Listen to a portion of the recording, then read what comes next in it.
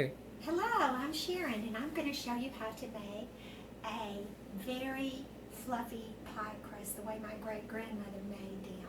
And all of my friends are afraid to make pie crust, and it is the most simple thing you will ever make in your whole life. And I'm going to show you how to make one in just 5 minutes, okay? And I'm starting right here with flour. I don't measure really a whole lot. I just kind of look at it and see if it looks about right, but I'm getting just about 1 cup of flour. I don't even sift mine. Pour it in, okay? Then we're going to have, the only thing I really measure is my salt, because I have got my pie crust too salty before.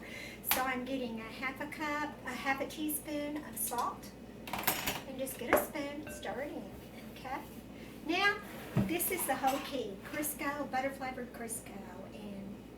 I can make them from oil, but I do like the butter-flavored Crisco pie crust a lot the best. I don't even measure. 2 heaping tablespoons. Just put it in there. 2 excuse me, are you getting it on the stuff I'm doing too sometimes? Okay. I messed it up, didn't I? Okay, now the easiest thing, you can go out and you can buy a pastry cutter, or you can use forks.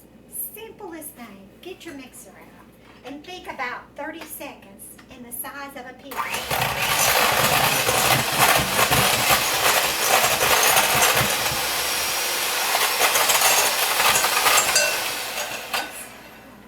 Now look at that and kind of take a look at that, and you can see that that crust, the shortening is cut in just about the size of an English pea.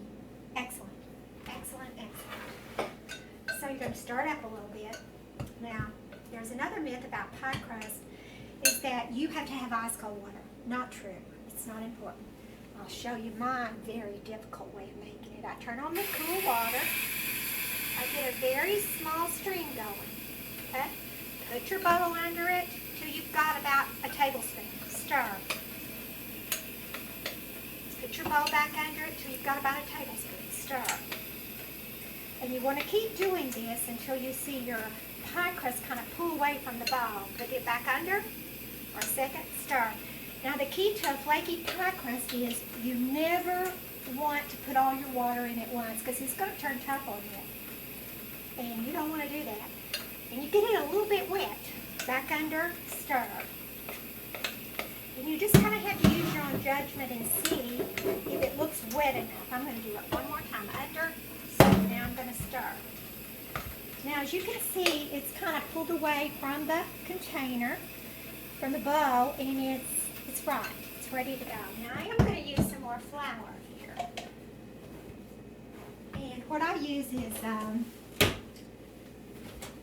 aluminum foil. I'm going to move my things over. And I'm going to get out aluminum foil. And I always use the dough side of the aluminum foil. And I'm going to just use the flour, don't measure it, just take a big kiss. And then just get your dough out. You're going to add some more flour to it because it's kind of wet, okay? So just kind of roll it around, work a little bit more flour in. But don't work it too much. That's another thing. If you overwork this pie dough, I can guarantee you it will not be a fluffy pie crust. It's just not going to be fluffy. So you don't want to work dough that doesn't have yeast in it. Don't work it too much. Get a lot of flour onto your rolling pin. Just start rolling. See if you can roll it out. And I just try to get it about to the edge of the foil. Keep working your flour underneath it.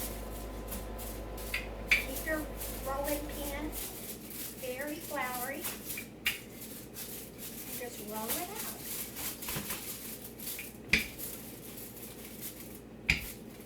If you have a dough board or something like that, it's a good time to use it. I do have one of those things that show you the different sizes. But I try to get mine rolled out pretty good because I like my edges. I flute my edges and I like them kind of big so that you get a nice, good dough while you bite into that pie crust. Okay, I think that's about right. Now, I just use these tin pie pans. I have used others, but I keep going back to the tin. I don't know what they're made out of. I just call them a tin pie crust. And you just fold that over like that. Get your pan right up there. Now you're just going to let this kind of rest into the pie pan. Spread it out. And now you just kind of make sure you've got enough dough. Now here I've got some extra dough here so I can move it to someplace else. And then you kind of start fluting the edges. Make sure it fell in there good and it's resting in the pie pan or it'll shrink up on you in the oven. This is just so simple to make. You're just going to be floored at how simple it is to make a pie crust. And don't be afraid. My great-grandmother, everyone that came to see her, I don't care whether they knew how to make pie crust or not, they had to get out a rolling pin and they had to help her make pie crust because she made pie crust every day. She had 9 sons and each one of them had a different type of pie. That was their favorite. So she was always making pie crust, and if you came to see her, you had to learn how to roll out dough too. Just simple.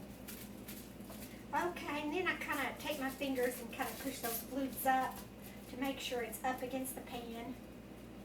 And I've got enough dough on the side of the pan that I can make the flutes. So I just do it like this. I just put 2 fingers and then the index finger in the middle.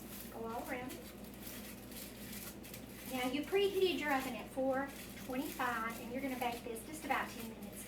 If you like your pie crust a little brown, wait at 12 minutes. So just fluting the edges. Now I just need a fork. And I'm just going to kind of get some holes into this. And after you put this in the oven, you want to kind of look inside and make sure that there's no air bubbles in it too. Because as soon as you get it in the oven, if there's no air bubbles, you can still stick it again with a fork and it'll do okay. Now let's pop this in the oven, 425 for 10 minutes. And this is what you come out with. A nice flaky pie crust that every time you take this pie someplace to some Thanksgiving dinner or something like that, you will get a compliment.